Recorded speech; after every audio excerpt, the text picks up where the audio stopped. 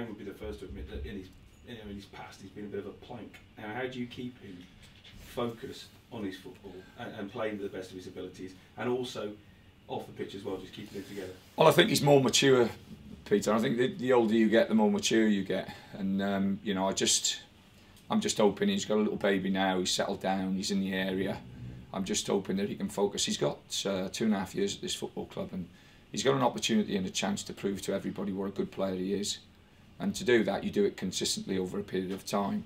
And he's a wide player. He's an exciting player. You know, the forwards and the wide players sometimes go up and down. They have good spells, they have bad spells. You accept that.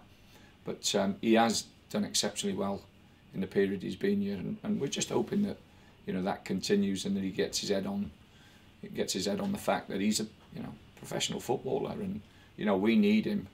The club needs him. You know, the supporters like him. They've really taken to him. And you know, like I say, focus on being what he is, a professional footballer, because you're a long time out of the game once it's finished.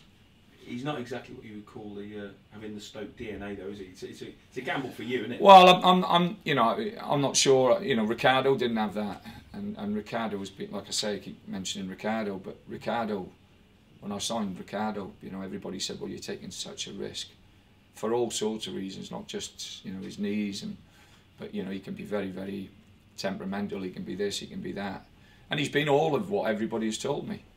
But he's been exceptional on the pitch as well, and we hope that Jermaine can do that. Is this ruling you out of Beckham?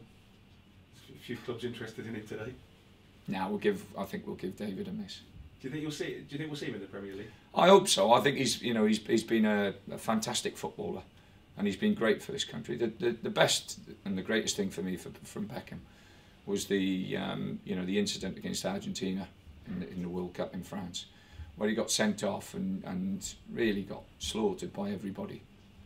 It was almost like he cost England the World Cup. And his attitude and his application after that was magnificent. I think he showed his true colours, and from that point onwards he's always been, in my opinion, held in very, very high esteem, because he shook it all off. He's got on with it, got on with his life, and he's been a great player. And now he's a great advocate for English football. What's January looking like for you? Do you think you'll do a lot of business? I mean, in first, players coming in? I'm not sure. We'll have to wait and see. You know, there's a market out there. How strong and how tough that market will be, like I say, we'll have to wait. You know, I like to do a little bit of business in January. I think it livens it all up and it shakes it all up, and we'll certainly be in the market looking for one or two things. But the same with Jermaine, Pete. It's got to be deals that are right for this football club.